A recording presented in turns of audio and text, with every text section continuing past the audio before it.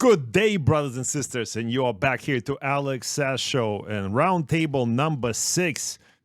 Glenn Herring and Anonymisses in the studio again. Today we're going to catch up on some really incredible stuff that's going on. Is it really incredible, or is it the same kind of theater? I feel like discernment is still the key word for this program. If you watch the stuff, if you watch the legacy media, you know, the crack that they're trying to peddle and get you addicted to the fear and like you should be mad, you should have this enemy that we all focus on, but don't forget to pay your taxes, then you shouldn't really watch that show. This is the show if you want to gain some peace and understanding and not really buy into the stuff that's being peddled. So here we are going to help you to discern some of that stuff in a way that makes sense to us. Don't judge us, leave comments. Please press like and subscribe to our show, because I'm 100% aware that we're being shadow banned on all the socials, and the only way to maintain with us, click all the bells and whistles and whatever you got to do on YouTube. So without further talking much, let's just say hello to Glenn Herring. What's up, Glenn? Hey, how you doing, big man? Big day today. The G-man is dressed to compress because we have a lot to talk about. And we have to do it within 45 minutes, roughly. You know, so we're gonna do a lot today. We have to talk a lot about what's going on in the world and even micro areas and what's happening even to just one well-known individual in the world. We also have Anonymisses. But it's a little bit discerning talking with you today because you have the Anonymister mask on. So it's like... looking at yourself, right? Like looking in the mirror. Well, yeah, a mustache and a beard. That's a better one than I have. So well, she is with sitting, long hair. She is sitting in front of you, right? And that's a really good looking Anonymister, right? So are you gender fluid today, Anonymisses? Binary. Binary? Repeat that again. Your mic was off. Are you gender fluid, Anonymisses? Like I said, binary. Binary. I don't even know what that means. A little bit of both and none of either. None of either.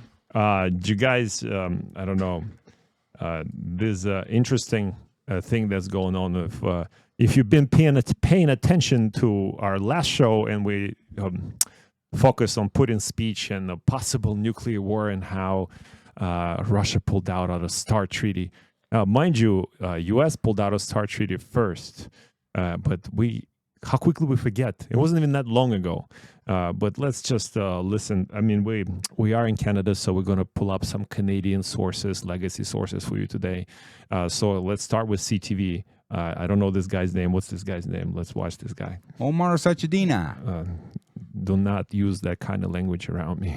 Leaders of two long-standing global rivals offered sharply different visions of the future today, just days before the one-year anniversary of the war in Ukraine.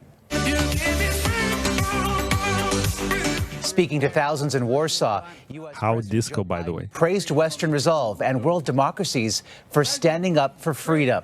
Полностью лежит на западных элитах.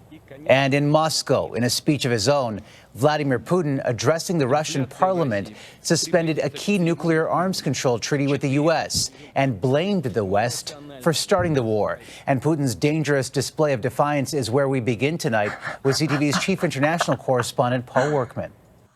What do you think, Glenn? I mean, he looks like a robot.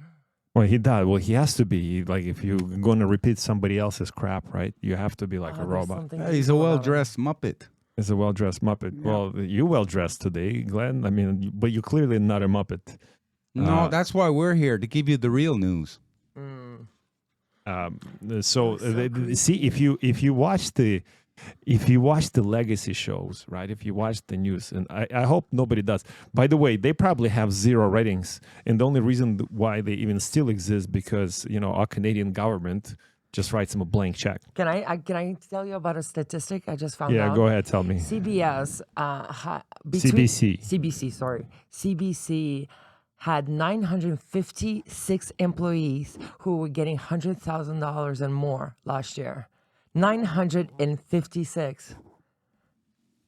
Well, when you peddle crack, that's a highly profitable business. And the fear and use and control, control environment, that's a highly profitable thing, especially if the government writes you a blank check. And keep printing I believe what's happening here is they continue to peddle this invisible enemy, and this is pro-democracy.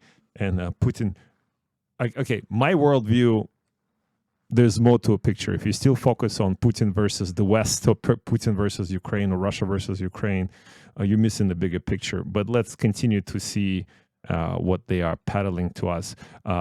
Did you see Angelina Joly? She might as well be. I think she's a better actress Melanie- than Angelina She's Jolie. from, That's Melanie Montreal. Jolie. Isn't she from Montreal? Quebec somewhere? She is from Montreal. She's and the reason her rise to power, she had sex with Justin Trudeau, allegedly. We don't know, but we think so. Today, Ukrainians are not only defending their country from the evil of Putin and his enablers. They are defending their rights, the principles of the UN Charter, and the values of freedom and democracy that so many of us hold dear. There's no Glenn, what democracy is she talking about? Hold on, let's just, because if you think that she's like, okay, this speech has been written by her, by the same people who write Trudeau speeches, and the reason why she even had this, where was she, in the UN, right? It was in the United Nations. Yeah, United Nations. So in that New was a York. speech in New York. It's justification for why Canada is continue to launder money, because there's no other way, and we'll get to that in a moment, to explain otherwise why they're sending billions of Canadian taxpayers, and it's a small country, and we hit pretty hard here, after all this pandemic stuff, but they find money to send to Ukraine, billions of that. What's up? They print money, which is causing inflation to the Canadian people. And they're sending $1 billion so far, what they say is probably quite a bit more, over to Ukraine. Meanwhile, in Canada, we have homeless tents, cities, people living underneath bridges, like here in Montreal. They have millions of dollars to light up a bridge in rainbow colors, but you have people living underneath that bridge. And they keep closing soup kitchens, by the way. Soup kitchens. Here. They're not taking care of their own You population. guys not being democratic. You probably guys, I don't know. You will hear it. Trudeau will explain to you why he's doing this. Well, Since the beginning of the war, Canada has committed $1 billion in military assistance to Ukraine. Are you willing to sustain that level of support for the next 5 years should the war last that long? Canada will continue to do whatever is necessary to ensure that Russia does not benefit from having illegally invaded Ukraine. We will stand with the people of Ukraine as long as it takes. People of Ukraine are not just fighting for protection of their own territory, of their language, of their identity, of their sovereignty. They are fighting to uphold the rules that underpin all of our democracies. Territorial integrity. Okay, I know you guys both have a lot to say about, all of our democracies. What democracy is he talking about? Canadian democracy? Is he talking about U.S. democracy, which is republic, by the way? That's not a democracy. He was a drama teacher in his younger days, and he doesn't look like he's very good at it because he's not very convincing. You look at him, the way he's talking, and it looks like he's lying. You get a funny feeling that he's not telling the truth. He's not a good actor, but he's also has so much pressure on him. I mean, he's definitely like a puppet, like a Zelenskyy or any of the, Like Melanie, Joly, like Chrystia Freeland. It's WF puppets. Yeah, WEF puppets, even Jagmeet Singh. They're all together. They're together. controlling Canada. So how do you believe in a democracy when you have non-government organizations controlling the people who we apparently voted for?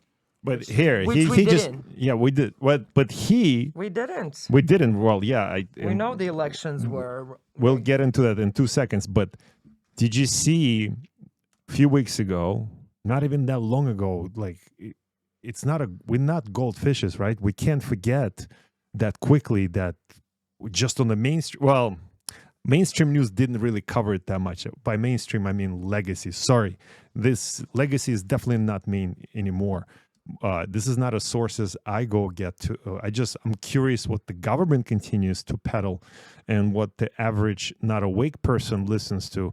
But I think it's less and less of those people. It's more and more people like you that listen to our show. The corruption in Ukraine. Ukraine was always the most corrupted country forever, for ages, and was the money laundering hub for all of the Western democracies. And just a few weeks ago, the $1 billion that was sent to Ukraine, apparently to help them to defend from the Russian aggression and protect the democracy, all those money being siphoned from the top into pockets of Ukrainian oligarchs and politicians, and then funneled right back through things like crypto and everything else right back to the people that sent it to them. Listen to this. The Deputy Infrastructure Minister has been accused of siphoning $400,000 from contracts to buy generators. Ukraine needed these generators to deal with its electricity shortages. The minister used the money to electrify his bank account. And last we checked, he had been put behind bars. The Deputy Prosecutor General was dismissed for leaving the country during martial law. Apparently, he went for vacation to Spain in December in a Mercedes car owned by a businessman who has been accused of running a black market for cigarettes.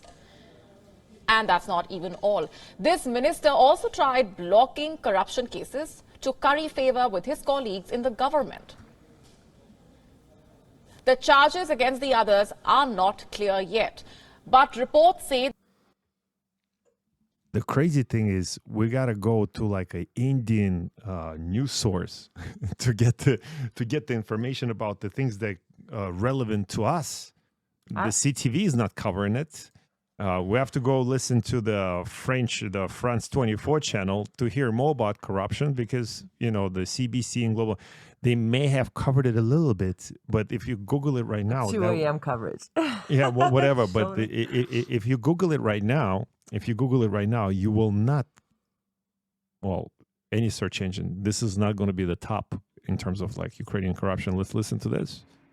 Well, I think some anti-corruption activists in Ukraine would say that Volodymyr Zelenskyy hasn't gone far enough today, because they are calling for the dismissal of none other than the defense minister, Oleksiy Reznikov. That is because of this scandal in the defense ministry, which is accused of signing a contract to pay more than 3 times the market price for food for the armed forces. Not on the front lines, where you might think that logistical problems would mean that it might be a bit more expensive, but in areas that are not right where the fighting is taking place. And it's a huge amount of money that is involved in this scandal. The total amount in the contract is about 300 million euros, and so that would mean 200 million euros approximately would have been stolen, if that is indeed why these prices were so grossly inflated.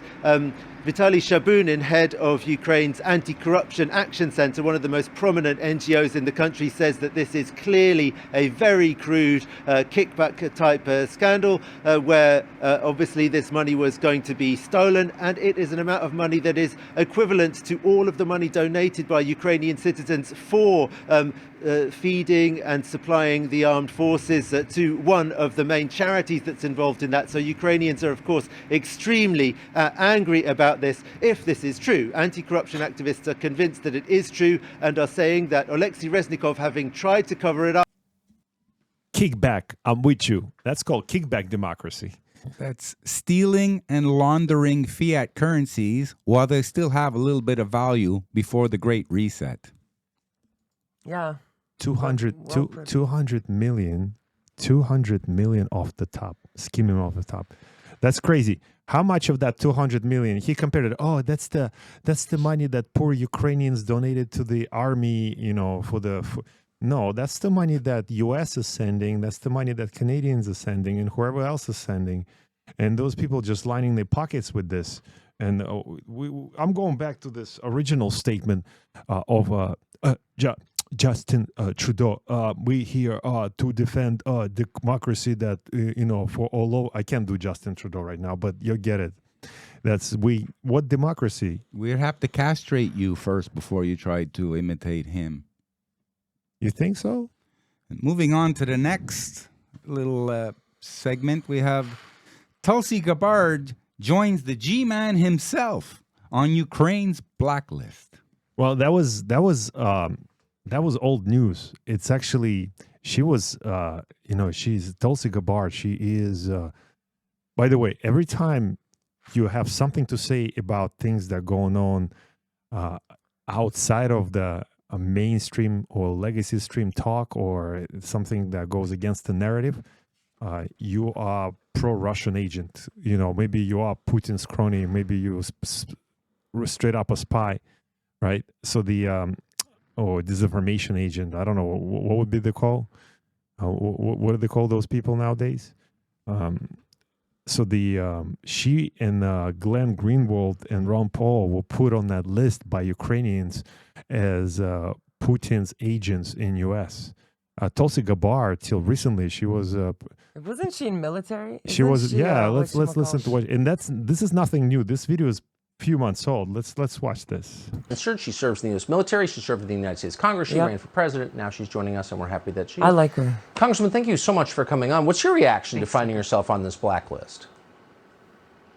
I see the hypocrisy, Tucker. The hypocrisy of this blacklist is, and frankly, why the American people should care about this is the Biden-Harris administration and the Washington elite from both parties are continuing to be willing to impoverish the American people and people around the world and push us closer and closer to nuclear war and Holocaust, all to protect democracy and defeat autocracy in Ukraine. And all of this is happening as the Ukrainian president is frankly exposing that there is no democracy in Ukraine. You mentioned a few examples of some of the things that he's doing in silencing any dissenting voices, imprisoning political opponents, banning all political activity from the 11 opposition parties, frankly, taking control of all national media under his unified information policy. And now he's turning his sights on Americans, not only myself and others you've mentioned, but a sitting U.S. senator. The danger of this, again, goes to the cost that our leaders are willing to exact as they continue this facade of a push for so-called democracy and defeat autocracy. The whole thing is so hypocritical, and we need to hold our leaders accountable for it. Zelenskyy thinks anyone who criticizes the Ukraine war is promoting propaganda. It would be nice if Zelenskyy was sitting right beside me and we would have a discussion about that. That would be like me sitting beside Mini-Me, drilling it out here. Didn't he just threaten China? He said that if you cooperate with Russia, you will be getting a war. That was Anthony Blinken also. No, but that's Zelenskyy too, yeah. Well, did he go to the same drama school as Trudeau? Probably. I think they know each other fairly well. On an intimate level. Here's the importance of this. This was a few months ago. Tulsi Gabbard was talking about this a few months ago, about holding our representatives. Because if we are living in democracy, people like Trudeau and Melanie, Joly, they are representatives. And we need to hold them accountable for the things that they do, for the things that they say. And there are no journalists out there, except few, that actually get to ask the leaders and tell them, what are you talking about? Quite literally. So I don't know if you guys saw this interview just a few weeks ago, or maybe a few days ago, John Kirby being questioned by, I forgot the journalist's name. John Kirby, he's the national security advisor. I feel safe looking at that. Yeah, but he was talking about, Matt Lee. If you guys don't know who Matt Lee is really good. So let's watch this for this. I don't know if you guys saw this interaction. The Russian army is at NATO's doorstep is because NATO has expanded rather than the Russians expanding. That, in other words, NATO has moved closer to Russia rather than Russia moving closer to NATO. Is that not an accurate way to look at this? I think that's the way President Putin probably looks at it. It's certainly not the way that we look at it. Oh, that's what he's saying. Are you working for Putin? That's, in other words, that's what he just said. That's literally what he just said. He's like, oh, you the Putin agent. How dare you ask me that question? No, but he's saying it out of the side of his mouth. Look. He does. Out of the right side of his mouth. You don't think that NATO has expanded eastward toward Russia? NATO has expanded, Okay. and the expansion has been a good thing for. So the reason that the Russian army is at NATO's doorstep is not the fault of the Russian army, it's not the Russian army. Good man, right there. Yeah, my question is why you never hear this interaction? Okay, you hear it sometimes in U.S. We have some good journalists still out there. How come you never hear it in Canada, Glenn? That's a question to you. What do you think? Well, I wonder how Canada and the United States would like if Russia was taking over Mexico piece by piece, pointing weapons towards, just building America, taking over. And then Would when we like asked it? and saying, I don't know what you're talking about. You're crazy for even asking that. building military bases, all over. Let's say, although It's for a greater good. It's for the greater good. Yeah, we're here That's to what help they say. Mexicans. They're putting military bases all around Taiwan. I mean, that has nothing to do with us. Ukraine has nothing to do with North America. Only the criminal people in North America. But the actual voters, they don't care. And it upsets them even more when they What see... about people that put Ukrainian flag on their socials? You see less and less of them, though. Well, maybe they are from Ukraine. Yeah, they are. Okay, so they come here, they didn't integrate, Oh, they the segregated. Oh, They the segregated, So that's okay, you're allowed to do what you want, but the majority doesn't care. And our government has their own agendas because they're not doing what the Canadian and American people want. This is what's important to us, how we're doing over here. We shouldn't be spending our money and causing problems around the world to defend the U.S. dollar.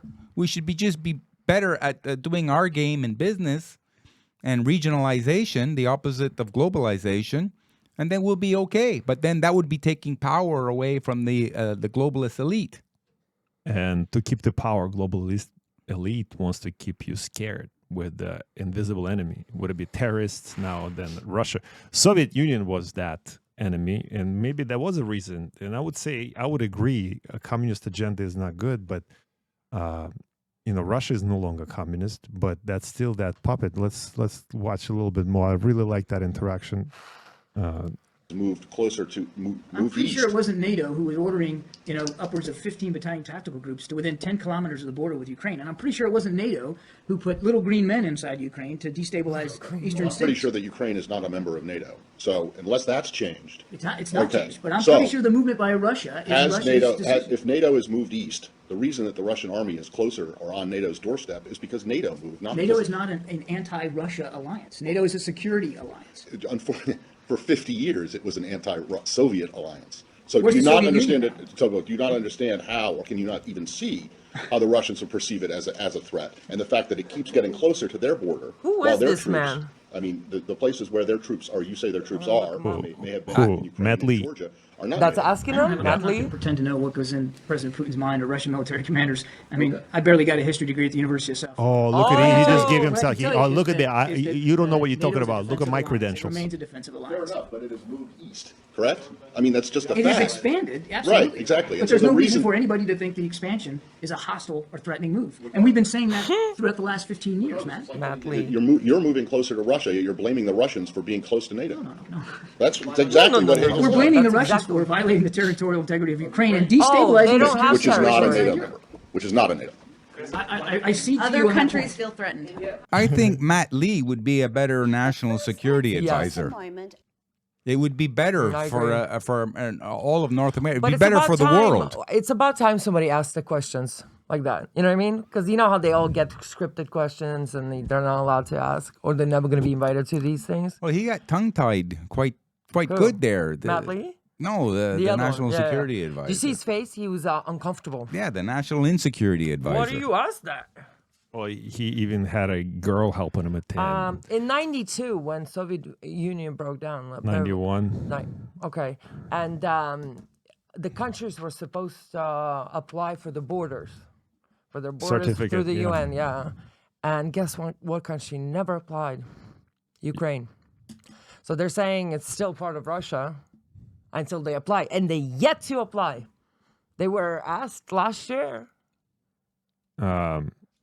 That's also true. You can look it up. It's not rocket science. Even Google will show you the results for that. Myself personally, I'm not a proponent for borders. That's man-made divisions. I agree. We all live on the planet. We have to share this one planet. We should learn to get along and not be divided by the powers that be. Mm-hmm.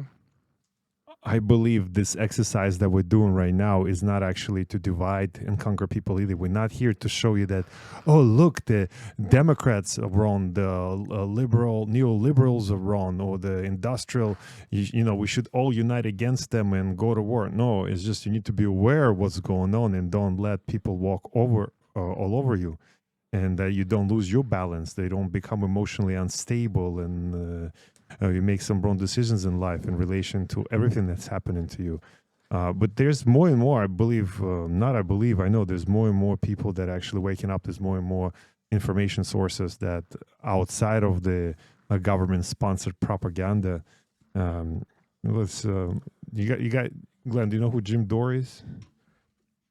Let's go. Yeah, I've saw a few of his videos. I love him. This man can put it out there and quick. He's good with the mouth. What I think it means is that the United States is trying to provoke and sable rattle with another nuclear power, right? This is what we were supposed to be afraid of was going to happen with Donald Trump, right? We couldn't have, he's a crazy man who's going to have his finger on the nuclear button. And now we have Demented Joe, who is saber rattling with 2 nuclear powers, and they get the corporate media sponsored by the military-industrial complex to get Americans to cheer it on. And why do Americans cheer it on? Because they have no idea what's actually happening with their foreign policy. And what's worse is they have no idea that they have no idea that they don't have any idea what's happening with their foreign policy. We have 400 military bases surrounding China since the Korean War. Do we really think that China is getting ready to invade the United States? Because I tell you, they're not. They make everything we use in the United States. Why? Because the same people who want this war are the same people who took the good jobs that are manufacturing jobs in America, turned them into low-paying, crappy jobs, and then shipped them to China. And then we get angry at them for the system that we set up. If they're so corrupt, because that's the thing, Americans have no idea how corrupt their government is. They think our government's just regular corrupt, like, oh, Trump gave his son a job or Biden gave his kid a no-show job in the Ukraine war. That's not, the whole thing is corrupt. The $800 billion military budget is $800 billion of corruption. Why do we have to have 800-900 military bases around? We're the ones provoking this war, just like we provoked the war in Ukraine. We are now provoking a war with China. And who benefits? I'll tell you right now. Your enemy is not China. Your enemy is not Russia. Your enemy is the military-industrial complex, which has been fleecing this country to the tunes of hundreds of billions and trillions of dollars. How many times are we going to have a defense secretary say, hey, we can't account for $2 trillion in the Pentagon again? That, like, remember that? It's not the neoliberals or the left-leaning that want this war. It's not people on the right. It's the neocons, the people who are running Washington. These are the warmongers of the world. They're being controlled by the industrial military complex. They are the complex. They make huge amounts of money off of war. So they're just taking more and more power. And the citizens, they're just unaware of it, yet we're paying for it through inflation. And taxes. Taxes, inflation. So this is going, the price of everything is going up because you have to print money to finance these wars, to finance the ever-growing military-industrial complex. That's why fiat is going. We hope so. Did you know BRICS is accounting for 71% now? Of the world's population? And growing. And growing. So many countries are applying that they don't even want people to know that they're applying to BRICS. So, US dollar kaput how fast? The guy from BlackRock, what was that? The retired guy. Fink? BlackRock, Henry Fink? Or the way he was against all this stuff during the 2020, 2021. He's the one that said that the insurance companies were paying out. He said, he announced yesterday, he said the market is about to be kaput within a week or two. And he said, I never do predictions, but this one I'm going to stand by. Yeah, but I've been listening to predictions like that for several years. This is the first one, and he worked for BlackRock, and he's been right about everything as well. Well, he's probably one of the people that caused all these problems. I don't think so. He came out and said that from the beginning, what are you guys doing? He was against everything. Well, how do you know he's not control a position? He like could be. We'll never know. Whatever that means, control a position. Some people believe Trump is a controller position. However, Trump went to East Palestine and not the Middle East. At least there was no wars. He's still the president. When he was the boss, there was no wars. We didn't have problems. The economy was getting good. He did go to Syria, but he wasn't lying about why he went to Syria. He's like straight up. He's like, they owe us oil. Why? Well, because we're an oil economy. We need to go grab oil. He wasn't lying about why. Like, we just talked about John Kirby. He's like, other countries scared, this woman said next to him, right? Well, other countries scared of U.S. just going into any country they want and say, oh, you have some bioweapons or some chemical weapons. We're just going to go in and destroy all of your economy and take your oil. And then a few years later say, oh, sorry, there was no chemical weapons of mass destruction. And and then go to Libya and then go to Syria and then sponsor Yemen wars with Saudi Arabia and all this other stuff. But that's the thing. That's what gets to me. That U.S. been attacking how many countries the past 10 years? I mean, the list is pretty large, and nobody talks about that. Libya, Iran, I mean, Iraq. did you see the pictures of Libya before North Korea. before the U.S. got there? And after, yeah, same thing with Syria. Iraq, Yemen, Nicaragua. Here you have Trump, who's campaigning. He's doing good for the American people after that big train derailment and toxic fumes that are flooding over Ohio and other parts of the country, coming north into Canada too. Yeah, did you see one of his bodyguards? What height he is? They kept saying that he's an alien. He's Which he's one? over 7 feet for sure. The one that this has fat one? No, he's huge. He has bald head. Did you see it? And you have Biden campaigning on the other side of the world for the anniversary of the invasion of Ukraine. They're just protecting themselves. That's not an invasion. But in the West, we're led to believe it's invasion. We have to help them out. Let's send them all our money. Meanwhile, we'll all go bankrupt. Well, aren't we waiting for the reset? Reset is happening. Is reset going to be just a pure financial reset in your opinion? No, the entire. Or you think like they'll throw a couple of nukes up and down and we'll reset population too? Like, is this? Well, I mean, 8 billion down to 500 million people. That's more than a couple of nukes. Yeah, getting rid of 15 out of every 16 people on the planet. So I don't know if that's the reset, but the reset I'm thinking of is going to be a financial, economical, and monetary system reset. And it's going to be quite difficult transitioning if you resist it. What do you mean, like Anonymisses transition today to Anonymister? That kind of transition? Say something. I don't want to. Okay, come on, Anonymisses. Defend yourself. Leave me alone. Russia calls UN meeting on Nord Stream pipeline sabotage. No kidding. It's funny. This happened. It's the Americans who made the English. Norway. The military do it. The Navy, actually. Norway. This was, Navy. Through Prime Minister Liz Truss, who was in office for a full amount of 50 days. Who did she send the text to? I don't know, but Liz Truss, we don't trust you too much. She sent a text on the day that Nord Stream was blown up. Her only job was to kill the Queen. The Queen and to blow up the pipeline. Dead. Well, yeah, I got a feeling she's been dead too. They said 2017. When the Prime Minister, did I say that?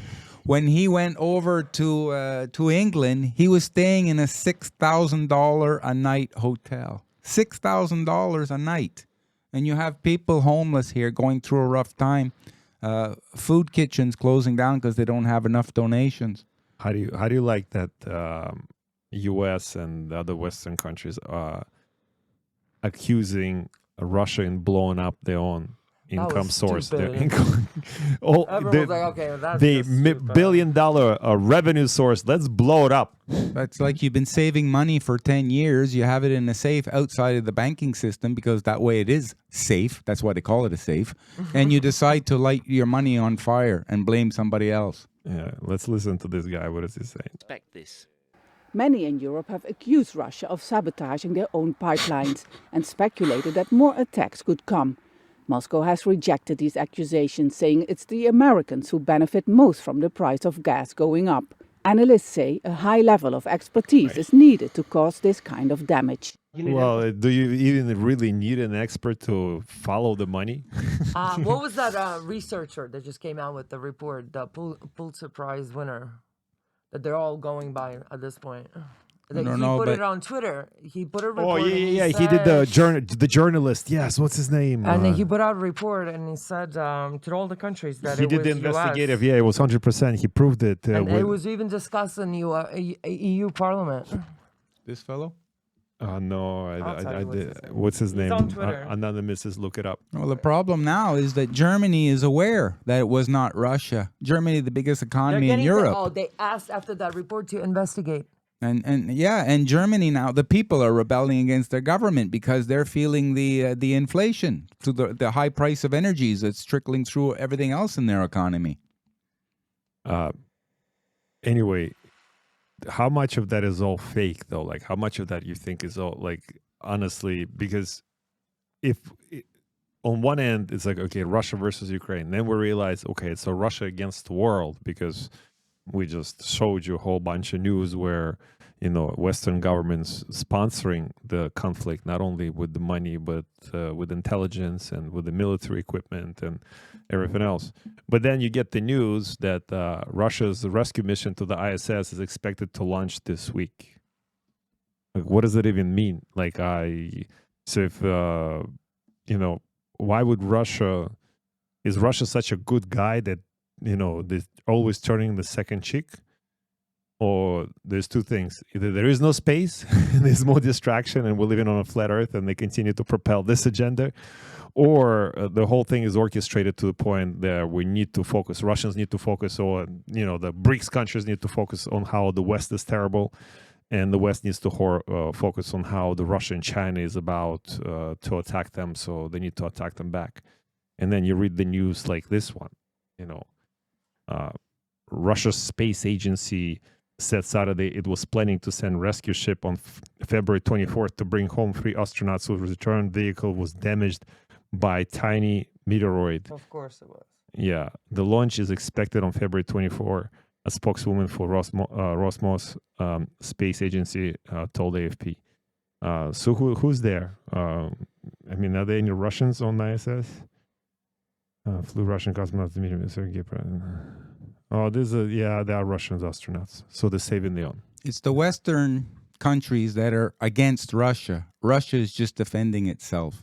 At the same time as Russia is defending itself, they're actually flying to the International Space Station to repair certain problems that have been caused, like somebody drilled a hole through it and tried to blame it on Russia. Yeah. You know, that's the same thing as somebody blew up the Nord Stream pipeline and is trying to blame Russia. People are going to have to wake up and realize that Russia is quite innocent, and the perpetrator of all these crimes is the puppets who work. I'll tell you what I know is they are okay. So the Ukrainian thing is failing, so they switch into another fear source for you. China 2 years, war in 2 years with China over Taiwan. Taiwan is bolstering military exchanges with U.S. President Tsai says. Just looking at the three of them, suits and masks, they don't look like tough people to me. And yet they're the ones who are setting up all these military operations. They're sending young men and women to their deaths, potentially. They're the ones causing trouble. Look, they're afraid to catch a cold. Yeah, they're still wearing masks. Trust me, bullets are a lot. It will have a greater chance killing you than planned gimmick. my question is, why would China attack its distribution center? Right? This is they sell everything in U.S. Everything that's sold in U.S. You go to from Walmart to whatever other Target, and I don't even know what the department stores anymore. But everything is made in China. Why would China shoot itself in the foot? Okay, with Russia could be isolated in terms of its production, for example, like producing goods. But Russia has natural resources, which is important. China doesn't have the same market. They have to sell whatever goods that Americans want or the Western society wants. So why would China jeopardize this? I believe that's the only reason China did not take over Taiwan just yet, just because the economy is so dependent on this. They didn't want sanctions the same way Russia received them. That's my take. What do you think about this, Glenn? What's going on in Taiwan now is reminiscent of what was going on in Ukraine 7, 8, 9 years ago. It's a buildup to a potential confrontation, where, of course, the West is going to have to send a lot of money and resources over there again to sink the Western population even more. Is that why Korea holds the nuclear drills? Or that's U.S. holds drills with Asia allies after North Korea CBM launch? Is that even real? Do the Koreans can hit anybody with this? Do they have? Remember they did this thing a few years ago when they launched something into space and the thing failed, but they did animation saying like they actually did fly into space, but it didn't happen. It seems to be that countries are starting to take side in the chess game of military war. Again, the bankers are taking us to war because they're losing control, and they want the war to be blamed on the reset. That's their reset. That's not what the people in the know really want to happen. They want a proper reset to take away the power from these central bankers and this fiat currency system. And here's my thing. We just talked about all this $1 billion and U.S. $1 billion from Canada, $100 billion from U.S. Something like the biggest amount. I think $100 billion is more than the whole amount of money that was sent to Afghan military combined since beginning of the liberation of Afghanistan. In 1 year, they sent more money to Ukraine. But here in Canada, we have, like you said, all kinds of homeless issues. We have all kinds of unemployment issues. We have all kinds of infrastructure issues. And the only thing we have is like they're donating $1.7 million to 36 different Montreal food security organizations, because Montreal, which is the second most populated city in Canada, is having a hard time finding, Montrealers are having a hard time to find food. They can't afford it. So you have your Prime Minister, I said it right this time, Prime Minister of Canada, sending $1 billion, which is 1,000 millions, over to Ukraine. It's none of our business. And yet Montreal needs a little $1.7 million to feed the starving people here in our own city. Yeah, here's the numbers. Centrate reports that approximately 671,000 people receive food assistance in Quebec each month, 10% more than in 2021 and 30% more than before the planned gimmick in 2019. The organization also says that on the island of Montreal, 23% of population lives with food insecurities, more than anywhere else in Quebec.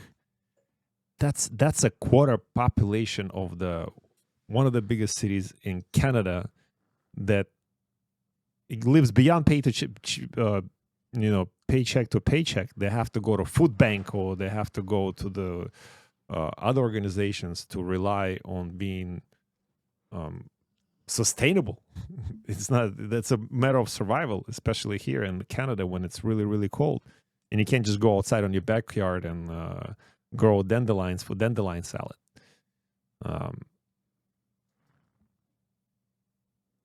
Wow. And again, we got to hold our politicians accountable. this is like, so who calls the 100 million, no, 1,000, you said, Glenn, right? 1,000 million. That's $1 billion. That's $1 billion. $1,000 million bills. That's what we send to democracy in Ukraine. And we just showed you a whole bunch of videos that actually shows you that there's no democracy. What about our democracy? We've had election interference here for many, many years. Look, security agencies, ministers called to testify and alleged 2021 election interference. The security agencies are CSIS and the RCMP, to name just two. And they've been in the media lately for, let's just say, nefarious things. And so we're calling them in. They're responsible for the what's going on in Canada with when it comes to the elections and foreign interference in the elections from China, turning China into China, as you said in the last podcast. So this is starting to come out. So people should question their so-called ideology about a true democracy. In the gym the other day, I was talking to a guy who his mother-in-law said she would vote for the Liberal government still after all this that's been going on. Even though crime has gone up over 35% under this government in this country. So he asked her, well, why? He said, well, I've always voted Liberals. It's funny how artificial intelligence is becoming more like humans, and humans are becoming more like the robots they're replacing. Well, that's the point. That's the point, isn't it? That's the point. We need. So here in the article, this really goes to foundation of our democracy, and we need to get hearings underway as soon as possible to bring relevant ministers and to get answers. If government investigates itself here in Canada, you'll never hear an answer. You'll never get an answer that you want. Nobody ever be held accountable.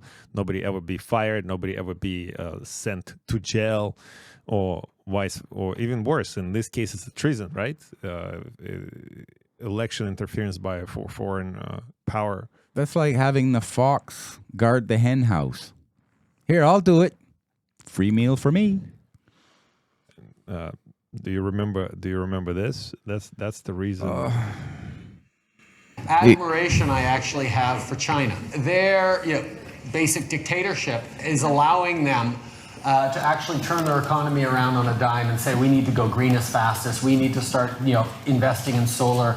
I mean, there is a flexibility that I know Stephen Harper must dream about, of having a dictatorship that he could do everything he wanted, that I find quite interesting. The federal government has invoked the Emergencies Act to supplement provincial and territorial capacity to address the blockades and occupations. He was addressing the ex-Prime Minister Harper. During his tenure, Canada was doing pretty good.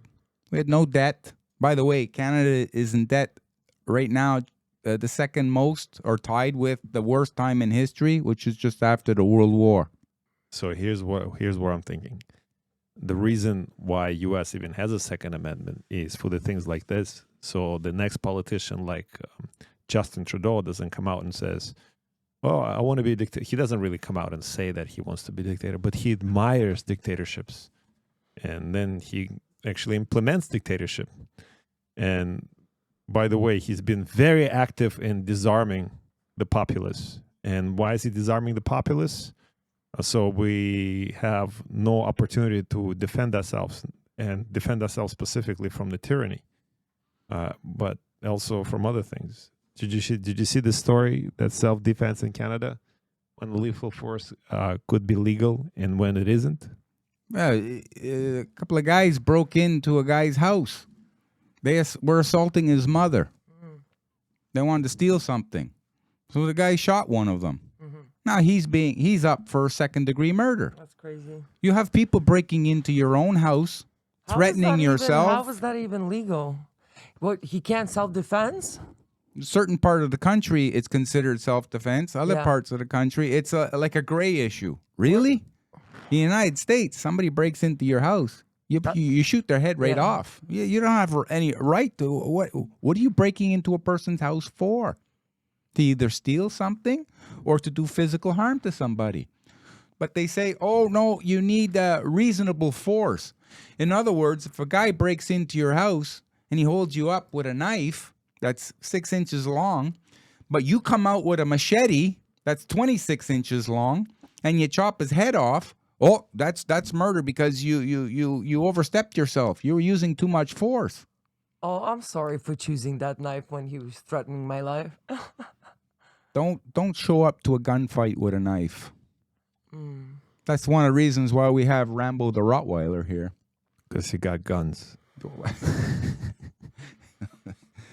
He lets us know when we have mail. So he's really going to let us know when somebody's trying to break into the house. They won't even come in. Do you think elections even matter anymore? Like, we have all this talk about, runaway, what do they call it? The industrial complexes that run the military industrial complexes that basically run the world, not just the countries. We have WF, we have, there's a lot of evidence of compromised elections everywhere in the world. We have evidence of zero democracy anywhere in the world at this point, and we have the story that conservatives keep 8 points lead nationally. Liberal supports drops in Quebec by 5 points in 3 weeks. Does it mean anything? We hope now, it's hopium, that the average Canadian is waking up and saying, no, this government, I'm going to make my next vote really count. And I'm going to be sure to talk to your neighbors and to any other, relatives, anybody who's able to vote or allowed to vote. We need a change here in Canada. We need a change for the good because we changed from the good to the bad. Now, myself personally, I'm a political atheist. I don't believe in the left. I don't believe in the right. I think these are two wings to the same bad bird. Okay, I'm more like a libertarian. I don't believe in being told what to do and being governed and as though they know more than us. They come from the constituency. They work for us. Okay, we're the boss, not you, Mr. Trudeau, Melanie, Joly, Chrystia Freeland. You're not the bosses. Sorry to break it to you. You're probably crying already, but this is the change that's going to happen. Goodbye. It was not that nice knowing you. Yeah, but he just told you. He told you many times, Trudeau, like how much he likes the dictatorship, basic dictatorship, because he can get things done. Now, there's a poll. Do you believe polls? I don't think those numbers are incorrect. I think they're much worse. But there's a poll on how done by Canada Polls, I believe, and Abacus data, right? That they do all the pollings in Canada. They put out a poll about satisfaction of Canadians with how things are in Canada, and 21% are very dissatisfied, and 26% somewhat dissatisfied. So that's almost 50%, 47% of people that are dissatisfied with the way things are in Canada. In 22, neither, right? So okay. And only 6% are very satisfied. And who are those 6%? Trudeau and his cronies, the CBC people, like you said, about the 100 whatever people that work at CBC and other institutions. That's the only people that are happy. Well, in many countries in the world, as we see that the government is eroding people's rights and their freedoms, at the micro level, here you have Mr. Andrew Tate, a well-known social media influencer. Okay, he's been in jail now in Romania for 2 months, and they just voted, the Romanian court just voted to keep him in there for another 30 days. So that would be 3 months. And he hasn't even been charged with anything yet. So in other words, the court's saying, you're guilty, but we got to find something to convict you of because we can't find anything yet. So we need more time. What about, you're innocent till proven guilty? How, most people, they hear about some criminal going away for 10 years, 5 years, 25 years, life, whatever. Try going away for 3 months. Just try it. And then you would understand what they're going through. This is not democracy. This is not right. This is the erosion of human rights at the individual level. What was the reason for them for the 31 There days? isn't. That's the Like, point. They didn't There give a isn't. reason. They haven't. They're accusing, but they don't have any proof. So how are they holding them then? That's Well, right. That's because we have the democracies that we're protecting in the West. That's a good example of democracy in the West. One more shining example of what the West is protecting. He was doing like what we're doing, but he's doing it on steroids. He was waking up the people. And the governments don't like when the people wake up. They like them when they walk around with their eyes wide shut and they haven't got a clue about anything. So we need more people like this to stand up for the individual's rights. Well, instead, You have Joe Rogan doing it, doing an excellent job. You have Jordan Peterson doing it. He's doing an There's excellent something job. fishy about Jordan Peterson. Yeah, Well, Joe Rogan the back- only thing fishy about Jordan Peterson is like he's great academia. He can talk. He can make smart people look dumb as nails. Just stop crying at the end of your videos, please. A lot He of guys cries? are watching this, and Yeah. it's too often like, suck it up, Buttercup. Let's go, man up. You're doing a great thing, but then at the end, when you break down and you start crying, we don't want to see that. I've okay? never seen it. Maybe you should cut. Okay, cut. I gotta go wipe my eyes. Well, he's an emotional man, but I think I'm not making excuses for him, but because he deals with all this kind of emotion as he's part of his job, he's a clinical psychiatrist, right? Maybe that's and a lot of the clinical psychiatrists going, yeah, I know, they're going into the place where they're going to heal themselves, right? So every time he talks to somebody regarding the issue based on his own life experience, most likely, I don't know. So he reaches into that deep space where he maybe really feels the emotion that helps him to get to the point where he can share it to help others. But that's just, I'm guessing. Like Glenn. Big guy. Yeah. Let me set it straight. Go ahead. Okay. Everybody has emotions, but a man is supposed to use logic above emotions. And so he's supposed to be very stoic. It's okay to have emotions. Just don't be showing the world, because now you're blurring the line between the masculine and the feminine. Okay? And what we have to do is stop blurring the line. Okay? We have to teach young men to become real men again, leaders in the community, to protect and provide for their families. And we have to teach the women to do their share on the other side. But now the roles, the misgenders, everything is backward.